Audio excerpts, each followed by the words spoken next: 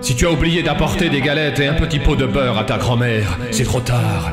Si tu as oublié de t'épiler la moustache pour paraître plus sexy à ton repas de vieux copains de collège, c'est trop tard. Si tu as oublié d'embrasser tes enfants, ton chien et ta boulangère la dernière fois que tu les as vus, c'est trop tard.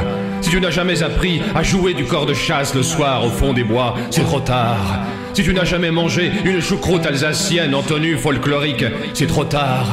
Si tu n'es jamais allé au bureau des objets trouvés pour y chercher tes amours perdus, c'est trop tard. Si tu n'as pas osé dire à ta mère qu'elle est boudinée dans sa robe d'été, c'est trop tard. Si tu n'as pas osé te faire poser un piercing sous le nez de peur d'avoir l'air vache, c'est trop tard. Si tu n'as pas osé vivre tes rêves les plus chers à cause du regard des autres, c'est trop tard. Trop tard pour espérer, trop tard pour regretter, pour recommencer, pour pardonner, trop tard pour bouffer, picoler, chanter ou baiser, trop tard parce que ce soir, c'est la Maya Apocalypse.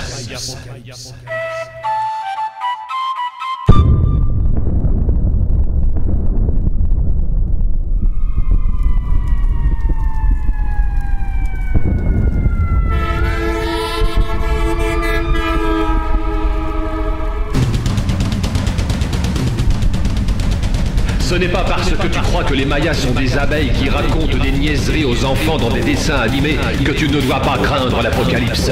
Ce n'est pas parce que tu héberges un nain SDF dans la niche à chien de ta résidence d'été que tu ne dois pas craindre l'apocalypse. Ce n'est pas parce que tu es vierge ascendant immaculée conception et que ton horoscope t'a prédit une naissance miraculeuse pour le 25 décembre prochain que tu ne dois pas craindre l'apocalypse. Ce n'est pas parce que tu continues sans te plaindre à embrasser ta femme ou ton homme sur la bouche au réveil alors qu'il a une haleine de poney mort que tu ne dois pas craindre l'apocalypse. Ce n'est pas parce que tu culpabilises avec sincérité à chaque fois que tu donnes une fessée à ton gamin parce qu'il n'a pas voulu accepter que tu étais incapable de maîtriser ta colère que tu ne dois pas craindre l'apocalypse. La Maya Apocalypse, c'est la fin, la grande éclipse. Ce n'est pas parce que tu offres à ta vieille voisine les fleurs de son propre jardin qu'elle ne se souvient plus de posséder à cause de son Alzheimer, dans l'espoir de figurer sur son testament, que tu dois te sentir responsable de l'apocalypse.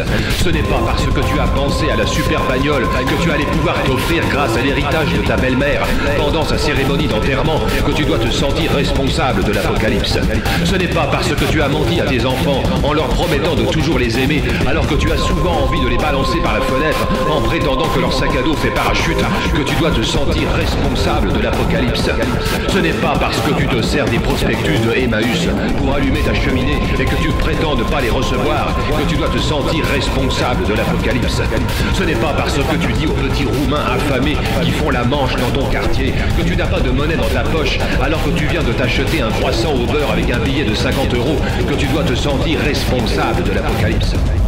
Mais ne va pas t'imaginer, oh mon frère, oh ma sœur, que tu vas y échapper, que le grand Manitou, Raskar, Kapak, Thanatos, Osiris ou Vishnu vont te tirer des griffes de Jean-Bernard Maya, grand maître, grand prêtre de la fin de toutes choses.